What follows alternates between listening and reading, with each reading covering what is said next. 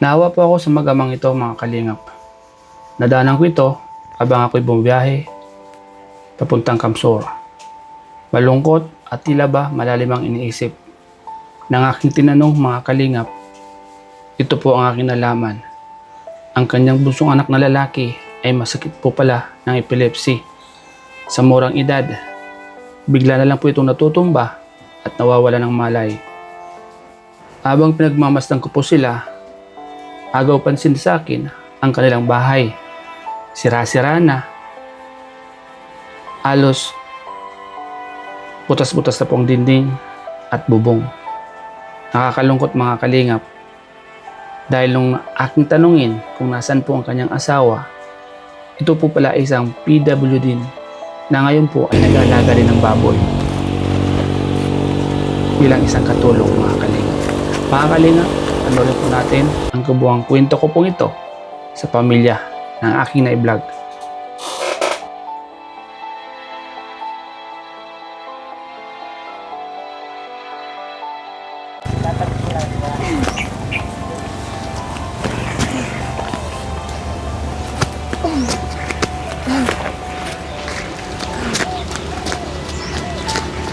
Di mo kayang abutin?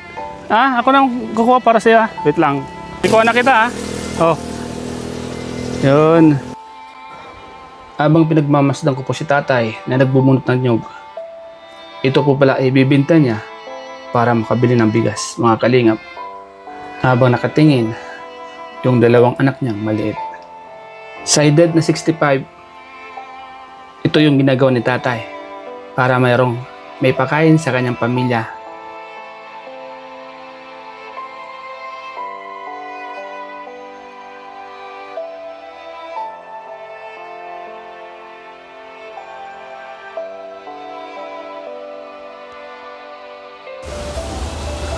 Ano ang big? Gulayan big?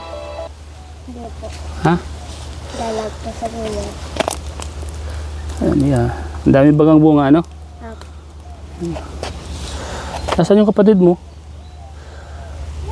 Yung sa naga po. Nasa Naga? Apo. Anong ginagawa doon? Nag-ano na po. Yung bago nila.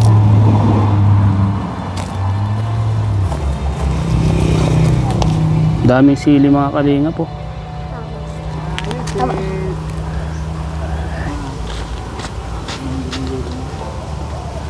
Yung mga kalingap, ito yung isa sa mga binablog natin dito. Mahirap na pamilya po mga kalingap.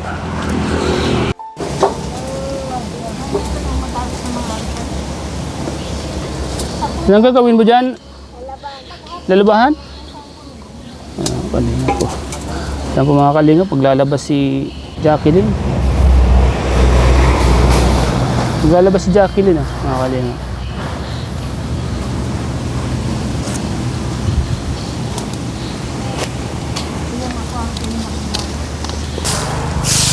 Gwawalis ka? Apo. Ayun o, mainog na Jacqueline o. Karabang mango, ano? Pico po yan. Pico? Kumusta ka na Jacqueline? Okay lang. Nasaan nga pala yung ate mo? Yan po sa naga. Anong ginagawa sa Naga? Luluto ng barbecue. Nagtatrabaho na siya. Apo. Kailan pa siya nagtatrabaho? Kang Halloween na laptop. Halloween na laptop. Matagal na. Apo.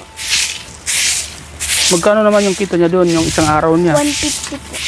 150 isang araw. Apo. Mga kalingap. Yung isa pong kapatid ni Jacqueline yung dalagitan na. Para may pang gastos sa pagpasukan, Apo. pambili ng mga gamit. Apo. Saan yung mama mo? Yan po sa naga. Nasa Naga rin? Apo. Anong ginagawa sa Naga? Nag-aalaga ng orig. Baboy. Apo. Ano yun? May sahod siya doon? Ego po. Mabali nagtatrabaho din yung mama mo. Apo. Ano? Malayo ba kayong Naga? Apo. Ano sila? Umuwi sila o doon lang? Stay in lang sila doon? Ganda ni Jacqueline ay. Kanino ka nagmana, Jacqueline? Kay mama. Kay mama mo? Ang batang masipag. Mga masugatan ka, Jacqueline. Sanay ka na magbalat ng mangga. Papa. Sanay mga kalingap si Jacqueline. Kaya naman natutunan ganyang pagbabalat. Kay papa po. Siya? Papa. Ang galit magbalat, oh. Dahan-dahan, Jacqueline, at masugatan ka. Ganun talaga mga kalingap pag sanay sa hirap. Na talaga. Malinis ba yung tubig na ininom ng kapatid mo? Papa. Yan. Yan.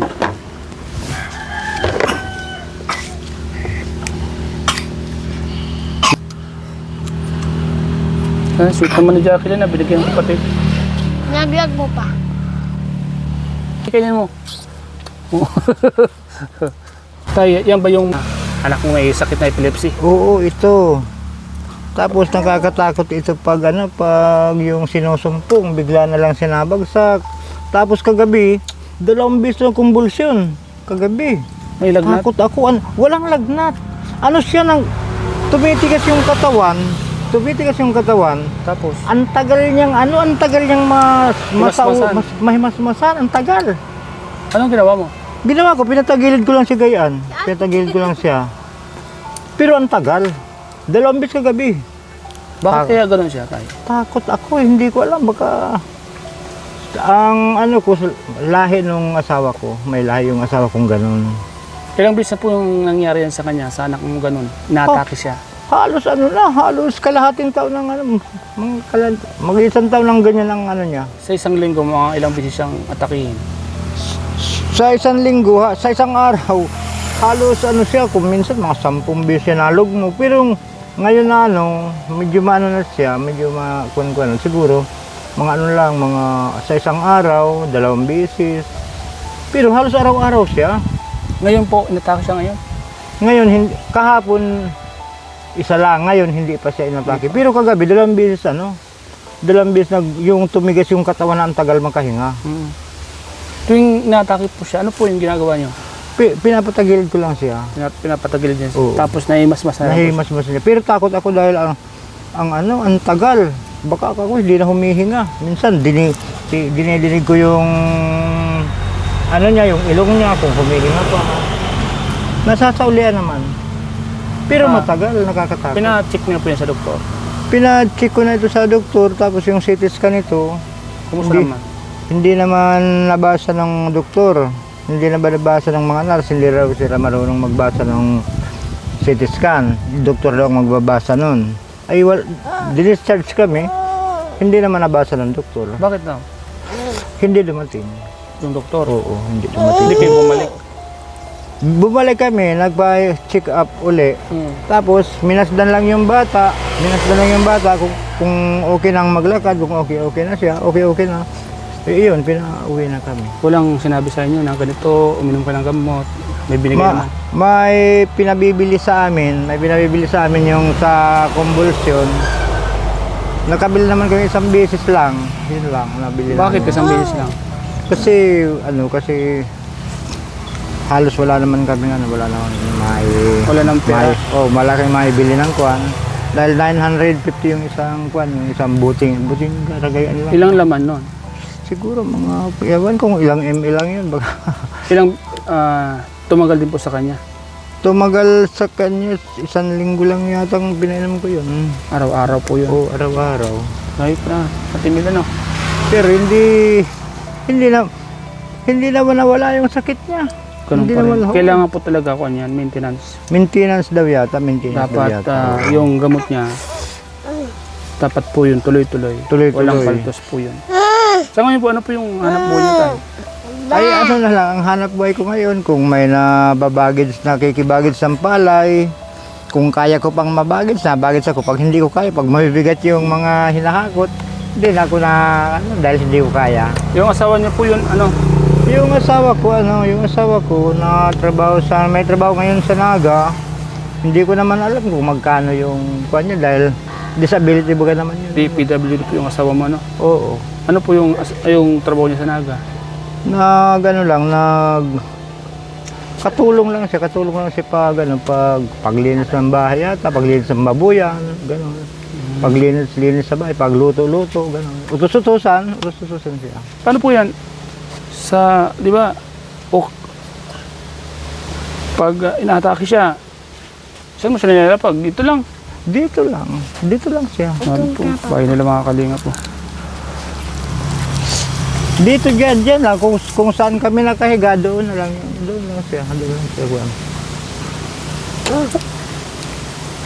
Bata pa siya, no? Inborn.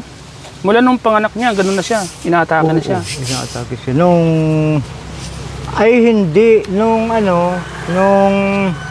Siguro pag isang taon niya, doon na lumitaw yung kwan niya, yung sakit. Pag isang taon. Di po ba siya nauntog? Yung una, nahulog siya dito, tapos bumagsak siya dyan sa flooring. Ito ang tumama niya ito. Nagtataka ako, bagsak na bagsak. Hindi bumukol. Di niyo po pina-CT scan yung ulo niya?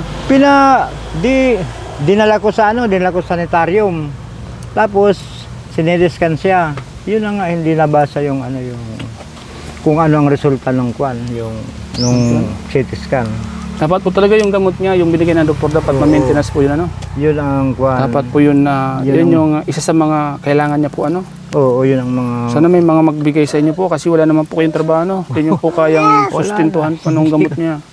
Hindi ko na kayang maghanap buhay ng kwan. Wala naman ako yung maghanap buhay, mabibigat. Hindi ko na kaya yung makipag-baggage dyan sa kwan. Ilang taon na po kayo, tay? 66 lang. 66 na po, ano? 66. Yung mga kalinga po. Wala. Dapat po talaga yung gamot ng bata masustentuhan talaga, no? Ganun ang kwan. Pero sa tingin ko, paglahi, baga malabo na rin Mas maganda pa rin yung may kwan siya, may maintenance po siya. Malay natin, makuha pa sa maintenance. Kasi kawawa naman sa paglaki niya. Oo. Mamaya niyan, baka walang makakita, atakin sa may tubig. O sa kalsada. Oo, sa kalsada dyan sa kalsada. So, minsan, hawak-hawak ko to sa kalsada, lalakad kaming ganun. Pag bigla siya mabagsak, hindi ko siya nahawakan mabuti, untog siya, bagsak siya sa pader, saan dyan sa simento, bagsak siya sa kalsada. Yung ulo, yung noo niya, bukol. Kawawa naman, ano? Ilang beses lagi yan. Yan. Tay, baka tayo may mga panood sa atin, tay. Pwede po kayo manawagan sa mga viewers, tay. Malay nyo, tay, may mga magbigay ng tulong po. Sabihin nyo po yung problema po ng anak nyo. Wala naman pong masama pag hingi tayo ng tulong sa ating mga kababayan, di ba? Ako, sana, hihingi ako ng tulong sa kasi hindi ko na kayang makapaghanap buhay ng diretsong kuan. Paminsan-minsan lang ako nagkakaroon ng trabaho, yung kaya ko lang. Kaya ako parang naghihingi ako ng tulong sa mga kuan, yung mga mababang loob na gustong magtulong sa amin. Yun lang ang sabi ko sa sa mga magtutulong sa amin, yung mga magtutulong. Ganun lang. Ayan mo, tay, pag may mga tumulong, tay, pag may mga nagbigay po tayo, nagpabot sa inyo, mabalik po agad ako dito, no? Ayan po, tay. Salamat sa mga magtutulong sa amin kasi ganito lang ang buhay namin. Wala na rin naman akong magulang, wala na akong mga kapatid ko malalayo. Hindi kami nagkikita kami pero halos lahat naman kami, yung iba kong kapatid, lahat naman yung mga mahirap talaga, hindi naman kami, wala sa amin medyo angat sa buhay. Kaya gano'n na lang ang ko namin. Nasaan po yung mga kapatid dito, eh? Kapatid ko nasa Tinambak yung isa nasa Cavite. Yung dito sa Bicol, kami, 4 naman kami dito. Kaso puro naman kami mahirap puro kami mahirap dito. Ayan mo, tay. Mas maganda yung nasasabi ng totoo, tay, ano? Alay po natin, may mga kababayan tayo na may mababang kalooban po, at matulungan po kayo. Pray lang po tayo, pray lang. Mga kalingap po. Salamat na lang sa mga mga magtutulong sa amin. Kasi ang hirap na ang buhay. Kaya, ganun po talaga tay. Sinabi mo pa, mahirap po talaga ang buhay ngayon. Bakit po naluluha kayo tay? Bakit kayo naluluha? Kasi minsan pag yun talagang hindi ko na kaya yung trabaho na sumusurrender na ako. Pag uuwi ko, kahit pambiling ulam, minsan wala akong dala, minsan may dala naman akong pag gumita, may dala naman pang ulam, pang bigas-bigas, gano'n. Minsan sa bigas, nakakaipon-ipon naman ng bigas. Kasi yung pang ulam, ang talang grabe ang mahal ng pang ulam. Minsan, lagi na lang kaming tons. Pero okay na lang naman. Siguro yun kasi ang kapalaran namin. Yun ang namin, yung baga ang namin, yung talagang buhay namin, talagang gano'n na lang siguro kami. Yan mo tayo, at abang may buhay, may pag-asa, no? Oo. Malay po natin na yung kahilingan mo, may mga tumupad po, ano? Pray lang po tayo. Pray lang na, ipag-pray lang natin na matulungan po yung anak niyo na mabigyan ng gamot po, ano tayo? Yung pinaka-importante po kasi yung anak niyo po, eh. Dapat mabigyan po siya ng maintenance. Kasi kawawa naman po siya paglaki niya. Kasi paano po kung wala na po kayo, di ba? Kung wala na ako. Kasi ang edad niya po 65 na ano. Paano na po sila kung sino po mag-aalaga sa kanila, di ba? Wala silang mapupunta na kuhan. Wala silang Di ba na pag walang sakit, makakakuha sila. Paano kung may sakit, di ba? Yun. Walang tatanggap na Walang company. Kasi may sakit po siya. Yan, pray lang po na tayo. Pray na lang kami. Ganun sa po mga kalingap. Makakaalala sa taas. Wala lang kaming kuhan. Yan po mga kalingap si tatay. Ano nga ulit yung pangalan niyo tayo? Idilberto Iborde. Gilberto? Idilberto Iborde. Gilberto Ibordi. Idilberto. Idilberto. Sige po tayo. Namatay. Salamat. Isag. Gusto mong saging? Bakit? Meron kayo? Meron. Siya? Saan? Ayun po. Patingin daw. Ay po mga kalingap. Itong bahay nila mga kalingap po. Ay wow! Grabe ah. Ano yan? Binibinta mo yan? Hindi. Kinakain niya lang? Inog na ba yan? Yan ba? Balo. Ito ba may inog na? Apo. Isa lang. Isa lang. Huwag na yung marami. Kasi sa inyo yan. Mga kalingap. Putos oh. Ang cute ni Jacqueline oh. Wow. Matamis to Jacqueline. Apo. Siya? Sigurado ka? Apo. Cute ni Jacqueline ah. Ang kalinga po. Binigyan tayo na sa akin ni Jacqueline. Anong kanya dito? Ilaw? Solar? Apo. Ito, solar po ang ilaw nila.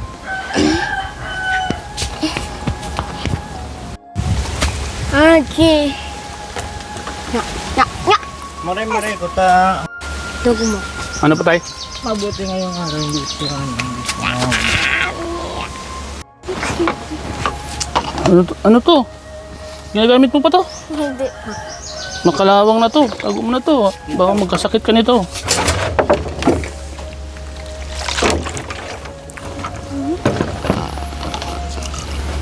Sabi si Jacqueline, no? Masipag. Paano yan, Jacqueline? Wala ka ng katulong. Yung ate mo, nagtrabaho na pala. Sagana kayo dito sa manggaan tay. May mangga baga doon na malalaki. Piko yun? Piko? Yan po mga kalim.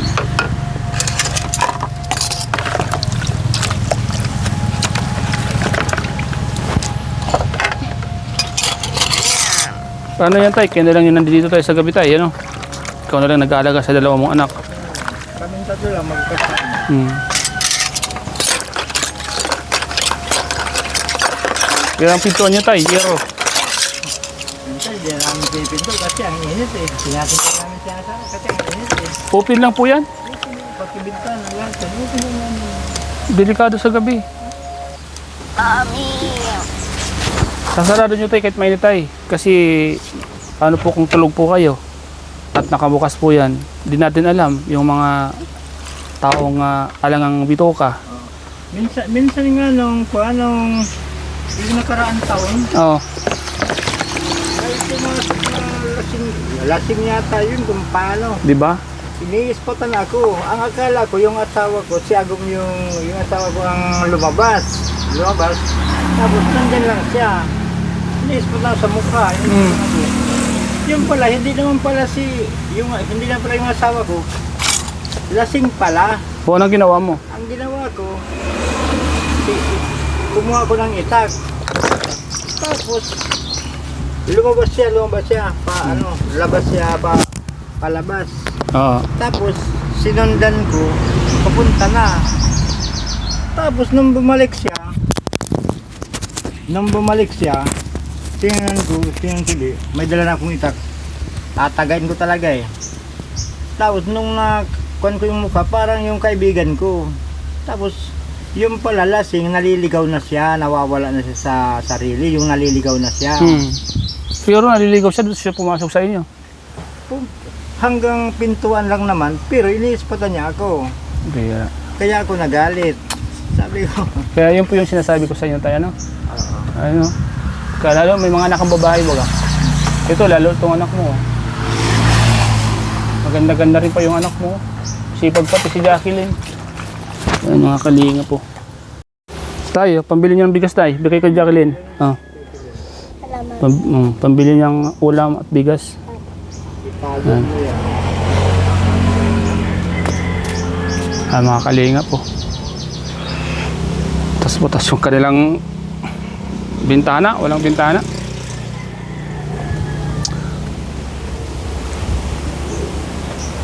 Nasa malayo pati sila sa mga kabahayan, mga kalingap. Ayan o. So yan mga kalingap po. Ayan. Jacqueline, maalis na kami ha. Ingat ka dito ha. Ano yung masasabi mo, Jacqueline? Salamat po. Yan. Anong sasabihin mo sa kapatid mo at mama mo na nasa malayo? Ingat po kayo dyan, mama, ate. Yan. Sabihan mo si papa mo ha, paalala mo pag matutulog kayo sa gabi, isarado yung pinto ha. Jacqueline. Apo. Yan o. Yan po mga kalingap. Maraming salamat po sa inyo lahat.